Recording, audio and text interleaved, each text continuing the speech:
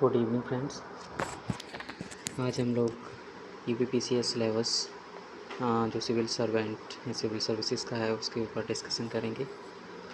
काफ़ी important discussion होने वाला है, तो प्लीज़ वीडियो के अंत तक बने रहें। यूपीपीसीएस में प्रीलिम्स का जो पेपर होता है वो ऑब्जेक्टिव होता है और इंटरव्यू और मेंस में टोटल 8 पेपर्स होते हैं, जिसमें कुछ हमारे डिस्क्रिप्टिव टाइप क्वेश्चन पेपर्स होते हैं और ऐसे होता है, और उसके बाद हमारा इंटरव्यू होता है। आप लोगों के लिए मोस्ट इम्पॉर्टेंट नॉलेज ये है कि यूपीपीसीएस और यूपीएससी का जो सिलेबस है वो बहुत हद तक यूपीएससी से रिलेट करता है। इसलिए यहाँ पर काफ़ी इम्पॉर्टेंट चीज़ ये हो जाती है कि जितने भी यूपीएससी के स्टूडेंट्स होते हैं, एस्पिरेंट्स होते हैं, उनके लिए यूपीपीसीएस देना काफ़ी आसान हो जाता है। एंड इम्पॉर्टेंट थिंग्स यहाँ पर ये होता है कि यहाँ पर जो मार्किंग का स्ट्रक्चर होता है वो भी 1/3 मार्किंग आपकी नेगेटिव होती है। मतलब ये है कि आपका अगर 3 क्वेश्चंस रॉन्ग होते हैं तो उसमें से आपका एक राइट क्वेश्चन जो है वो आपका भी गलत हो जाता है। तो ये आपको बहुत ही ज़्यादा ध्यान रखने वाली बात होती है। ठीक है दोस्तों, तो आगे हम लोग डिस्कशन को कंटिन्यू करते हैं। यूपीपीसीएस में जो हमारा प्रीलिम्स का पेपर होता है, उस प्रीलिम्स के पेपर में जो फर्स्ट पेपर जीएस का होता है, जनरल स्टडी फर्स्ट, जो कि आपके 150 क्वेश्चंस होते हैं। एवरी क्वेश्चंस आपका बिलोंग करता है। साथ ही साथ इसमें एक पेपर जो सेकंड पेपर होता है जनरल स्टडी 2 सीसेट का होता है। इस सीसेट के पेपर में हमारा maths, general ability, reasonings, decision making और अदर जो जितने भी टॉपिक्स होते हैं उनको इसमें पार्टिसिपेट किया जाता है। साथ ही साथ जब हम सेकंड स्टेज की बात करते हैं तो सेकंड स्टेज हमारा मेंस होता है। मेंस में हमारी जनरल हिंदी, ऐसे, general study first, general study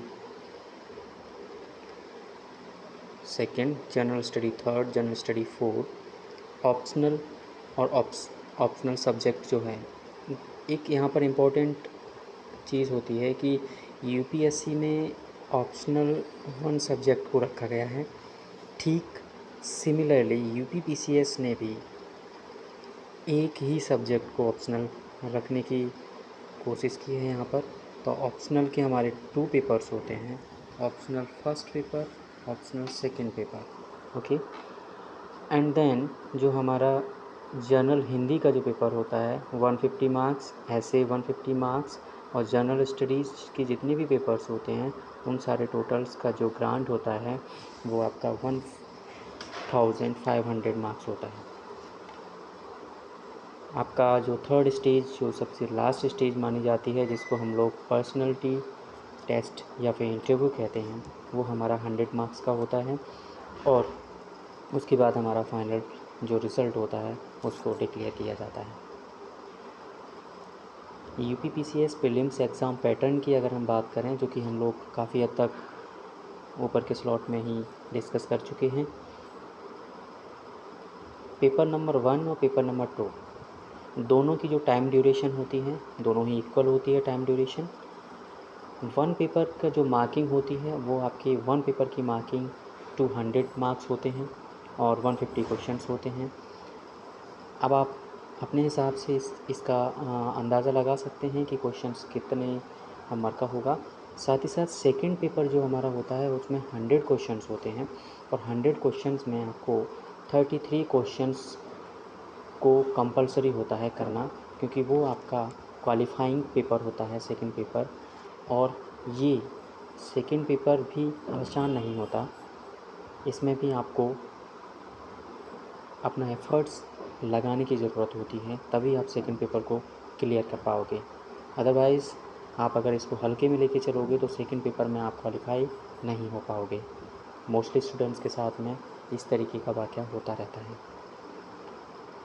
अब हम थोड़ा सा मार्किंग स्कीम्स के बारे में डिस्कस कर लेते हैं। मार्किंग स्कीम्स के बारे में अगर हम डिस्कस करें तो सबसे मोस्ट इम्पॉर्टेंट, जो कि मैं आपको पहले ही बता चुका हूँ, तो paper first will decided to cut off exam. मतलब जो पेपर सेकंड है वो हमारा ओनली क्वालिफाइंग होता है। पेपर फर्स्ट जो है, जीएस फर्स्ट जो है, उसमें हमारा कट ऑफ डिसाइड होता है। और इसका जो कट ऑफ है, मैंने आपको पहले भी बताया है कि हमारा 0.33% नेगेटिव मार्किंग होती है। मतलब एवरी इनकरेक्ट आंसर्स पर आपके मार्क्स काट लिए जाते हैं। इसके साथ साथ जब हम आगे बढ़ते हैं तो हमें यहाँ पर कुछ चीज़ें समझ में आती हैं कि पेपर फर्स्ट में हमारे क्या क्या चीज़ें आने की पॉसिबिलिटी होती है। तो सबसे पहले तो हमारा जो करंट इवेंट्स हैं, नेशनल या इंटरनेशनल करंट इवेंट्स हैं, ऑन करंट इवेंट्स हमारे हो गए, इसमें candidates will be expected have knowledge about them. तो हमारा पूरा एनुअली अगर हम करंट अफेयर्स को लेकर चलें तो हमारी यहाँ से चीज़ें कवर हो जाती हैं। सेकंड, जब हम यहाँ पर डिस्कशन करते हैं तो सेकंड डिस्कशन में हमें समझ में आता है कि इंडियन एंड वर्ल्ड ज्योग्राफी में हमें physical geography, social, economic geography और इंडियन एंड वर्ल्ड ज्योग्राफी में हमें सारे के सारे टॉपिक्स को कवर करना होता है। और इसके लिए मोस्ट इम्पॉर्टेंट हमारे लिए चीज़ होती है तो वो हमारी होती है एनसीईआरटी। 6 to 12 एनसीईआरटी हमें पढ़ना होता है। उसमें 11th क्लास की जो एनसीईआरटी है वो हमारी फिज़िकल ज्योग्राफी को कवर करती है, और 12th क्लास की जो एनसीईआरटी है वो हमारे इकोनॉमिक और सोशली जो हमारा एस्पेक्ट्स होते हैं उनको कवर करने का पूरा अच्छा सोर्स माना जाता है। इसके साथ साथ हम आगे बढ़ते हैं तो हमें पता चलता है कि इसमें हमारा पॉलिटी का जो सेक्शंस होता है उसमें हमारा इंडियन गवर्नेंस और पॉलिटी, यानी कि इसमें हमारा कॉन्स्टिट्यूशंस भी शामिल होता है। कॉन्स्टिट्यूशंस होता है पंचायती राज, जिसको हम लोग लोकल बॉडीज़ बोलते हैं, कम्युनिटी डेवलपमेंट हमारा, ठीक है, economic policies in India and Indian culture से political system, constitutions, public policies, Panchayati Raj और राइट इश्यूज़। ये सारे टॉपिक्स हमारे जो हमारा पॉलिटी वाला जो सेक्शंस होता है इसमें कवर किए जाते हैं। उसके बाद फिर हम जाते हैं हमारा सोशल और इकोनॉमिक डेवलपमेंट। मतलब ये हमारा पूरा सेक्शन जो है वो हमारा पूरा का पूरा सेक्शन इकोनॉमिक पर डिपेंड होता है, जिसमें हम लोग sustainable development, poverty inclusions, demographics changes, social sectors initiatives and most probably जो हमारी गवर्नमेंट स्कीम्स हैं, और वो गवर्नमेंट स्कीम्स पुअर बीपीएल या इन सब से रिलेटेड जितनी भी गवर्नमेंट स्कीम्स हैं, हमारे बायोडाइवर्सिटी वाला जो हमारा, और इसमें इन्वायरमेंट का पार्ट भी हमारा ऐड हो जाता है। इन्वायरमेंट का पार्ट में हमारा बायोडाइवर्सिटी हो गया, क्लाइमेट चेंज हो गया, ये सारी चीज़ें हमारे लिए काफ़ी रिक्वायर और सब्जेक्ट स्पेशलाइजेशंस हो जाती हैं। साथ ही साथ जब हम आगे बढ़ते हैं तो इन्वायरमेंटल इकोलॉजी, जो कि हम लोग कुछ चीज़ें ऊपर देख चुके हैं, मतलब हमारा इन्वायरमेंट इकोलॉजी पर जो इकोनॉमिक जो इम्पैक्ट पड़ रहा है, मतलब हम लोग इकोनॉमी को डेवलपमेंट करने के लिए, इकोनॉमी को डेवलप करने के लिए हमारा जो इन्वायरमेंट और इकोलॉजी और बायोडाइवर्सिटी या क्लाइमेट चेंज के कारण जितनी भी प्रॉब्लम्स क्रिएट हो रही हैं वो सारी चीज़ें होती हैं। नेक्स्ट हमारा टॉपिक जो हो जाता है वो हमारा टॉपिक है environment, ecology, climate change, biodiversity and social. इसमें कुछ हमारे टॉपिक्स होते हैं, वो हमारे सारे टॉपिक्स जनरल अवेयरनेस के तौर पर ही पूछे जाते हैं। इसमें कोई हमें मास्टर्स होने की ज़रूरत नहीं होती।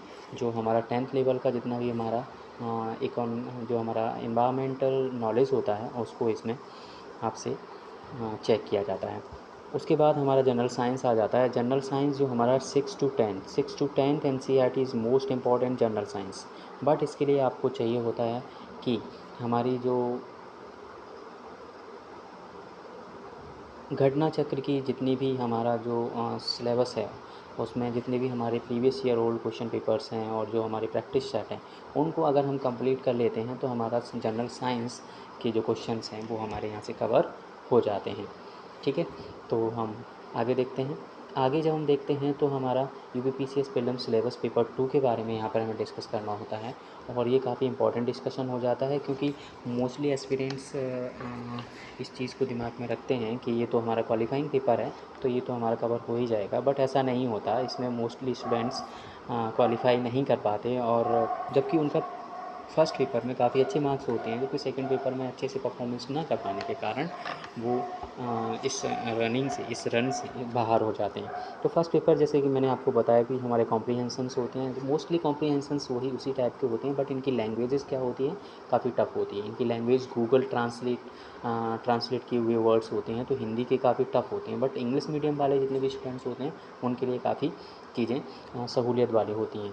ओके, सो नेक्स्ट हमारा होता है इंटरपर्सनल स्किल्स, मतलब ये कम्युनिकेशन स्किल्स से रिलेटेड हमारे क्वेश्चन पूछे जाते हैं। इनका कुछ नहीं होता, यही सारी चीज़ें होती हैं कि मतलब एक ऑफिसर्स हैं उस आपके एरिया में या फिर आपके जहाँ पर आपकी ड्यूटी है वहाँ पर अगर कोई ऐसी प्रॉब्लम्स हो जाती है तो वहाँ की जो पब्लिक है उनके साथ में आप कैसे कम्युनिकेट करोगे। वहाँ पर कहीं पर अगर कोई दंगा हो जाता है, कहीं पर रिमर्स फैलती है तो वहाँ के पब्लिक को आप कैसे डील करोगे। तो ये कम्युनिकेशन स्किल पर डिपेंड करता है और इससे रिलेटेड यहाँ पर आपसे क्वेश्चंस पूछे जाते हैं। जैसे कि मैंने आपको पहले भी बताया कि एनालिटिकल एबिलिटी और लॉजिकल रीजनिंग से रिलेटेड यहाँ पर क्वेश्चंस काफ़ी पूछे जाते हैं। मोस्टली स्टूडेंट्स इन्हीं पे फोकस करते हैं और यहाँ से अपने आप को निकाल ले जाते हैं। प्रॉब्लम सॉल्विंग और डिसीजन मेकिंग, जो कि मैं पहले ही आपको बता चुका हूँ जब मैं यूपीपीसीएस प्रीलिम्स सिलेबस के बारे में स्टार्टिंग में जब डिस्कस कर रहा था तो वहाँ पर मैंने आपको बताया। और जनरल मेंटल एबिलिटी जो कि मैथमेटिक्स से रिलेटेड क्वेश्चंस होते हैं और इसमें रीजनिंग होता है, algebra, statics, geometry and etcetera, ये सारे क्वेश्चंस हमारे होते हैं। तो हमें करना क्या होता है कि हमें केवल इतना देखना होता है कि हमारे कैसे 100 में से आउट ऑफ 100 से हमारे 33 क्वेश्चंस हम अपना निकाल पाएँ, बस हमारा यही एक उद्देश्य होता है। हमें इसमें कोई 30 मार्क का बनने की कोई ज़रूरत नहीं होती। हमें नहीं चाहिए होता है कि हम 70 क्वेश्चंस यहाँ पे सॉल्व करें या फिर 80 क्वेश्चन सॉल्व करें, बस हमें 33 क्वेश्चन सॉल्व करने होते हैं। और वो अगर हमारे 33 क्वेश्चन सॉल्व हो जाते हैं बस हमें यहाँ से बाहर निकल जाना होता है। ठीक है, तो आगे बढ़ते हैं और इसमें हमें देखना है मैथ में हमारा ये सारा पोर्शंस है। मैथ में आप देख पाओगे यहाँ पर कि वही सारा अरिथमेटिक्स वाले जो क्वेश्चंस होते हैं वहाँ पर मुझे आते हैं। रियल नंबर्स हो गया, डिवीजन इंटीजर्स हो गया, प्राइम इंटीजर्स हो गया, एलसीएम, एचसीएफ, ये सारी चीज़ें जो कि मैं आपको बता चुका हूँ कि 6 to 10th जो मैथ होता है, जो बच्चे 6 to 10th में ठीक ठाक से पढ़ते हैं वो भी इन क्वेश्चंस को सॉल्व कर पाने की सिचुएशंस में होते हैं। इसके साथ ही अलजेब्रा होता है। अलजेब्रा जो कि मैं आपको पहले भी बता चुका हूँ कि रिमाइंडर थ्योरम्स होते हैं, क्वाड्रेटिक इक्वेशंस होती हैं, कुछ थ्योरम्स होती हैं। ठीक है, ये सारी चीज़ें होती हैं। उसके बाद इसमें हमारे ज्योमेट्री वाला पोर्शन होता है, कंस्ट्रक्शन, सर्कल्स, ट्रिपेजियम्स, ठीक है, parameters, areas, volume of surface, ये सारी चीज़ें यहाँ पर हमारे पूछे जाते हैं। तो घबराने की ज़रूरत नहीं है बिल्कुल भी, क्योंकि अगर आपको चीज़ें ठीक से आ रही हैं तब तो ठीक है, नहीं तो आप मैथ का पोर्शंस को थोड़ा सा करके, जो सिंपल चीज़ें उनको करके आप आगे बढ़िए। आप मैथ के पोर्शंस को इग्नोर कर सकते हो और इसके अलावा बाकी के जितने भी पोर्शंस हैं उन पर आप फोकस कर सकते हो। उसके बाद हम जनरल इंग्लिश की अगर हम बात करें तो जनरल इंग्लिश से भी हमारे अच्छे खासे क्वेश्चन पूछे जाते हैं। और अगर मैथ की भरपाई अगर आपकी इंग्लिश अच्छी है तो आप मैथ की भरपाई यहाँ पर भी कर सकते हो। ठीक है दोस्तों, तो यहाँ पर हमारा पहला है कॉम्प्रिहेंशंस पूछे जाते हैं, एक्टिव पैसिव पूछे जाते हैं, पार्ट ऑफ स्पीच पूछे जाते हैं, transformation and transformation of sentences पूछे जाते हैं, direct indirect narrations, punctuations, spellings and word meanings and vocabs and uses, ये सारी चीज़ें यहाँ पर आपसे पूछे जाती हैं। इडियम फ्रेजेस भी आते हैं, इनको भी हमें कुछ याद करने होते हैं। फिल इन द ब्लैंक्स आते हैं, तो यहाँ से आप मैथ की जो भरपाई है उस चीज़ को कर सकते हो। उसके बाद दोस्तों हमारे यहाँ पर जनरल हिंदी की अगर हम बात करें 10th लेवल की आती है जनरल हिंदी। आप यहाँ से भी आसानी से अपने आप को मैथ से बच सकते हो और चीज़ें आगे चल के निकाल सकते हो। तो उसमें वही हमारा वर्णमाला है, संधि, समास, वर्तनी, विलोम, पर्यायवाची, ये सारी चीज़ें हमारी हो जाती हैं। ठीक है, तो यहाँ से आप देख सकते हो कि ये हमारा हिंदी का सिलेबस है और यहाँ से हम हिंदी की चीज़ों को कवर कर सकते हैं। तो ये हमारा डिटेल एक्सप्लेनेशन हो जा रहा है यहाँ पर। ठीक है, उसके बाद हमारा मेंस का जो पैटर्न है, मेंस के पैटर्न को हम थोड़ा सा टाइम बाद देखेंगे, क्योंकि अभी हमने प्री के ऊपर डिस्कस किया है। नेक्स्ट वीडियो जो हमारा होगा वो हमारा यूपीपीसीएस मेंस एग्ज़ाम पैटर्न पर होगा। उसमें हम डिटेल से डिस्कशन करेंगे कि ये यूपीएससी और यूपीपीसीएस मतलब किस तरीके से एक दूसरे को रिकनेक्ट करता है, किस तरीके से एक दूसरे के साथ में जुड़ा हुआ है। इसलिए जितने भी यूपीपीसीएस और यूपीएससी के स्टूडेंट्स होते हैं वो यूपीपीसीएस का पेपर देने के लिए तैयार हो जाते हैं। ठीक है दोस्तों, तो आज हम डिस्कशन को यहीं पर ख़त्म करते हैं, नेक्स्ट वीडियो में मिलते हैं। So see you soon, good evening friends, thank you so much.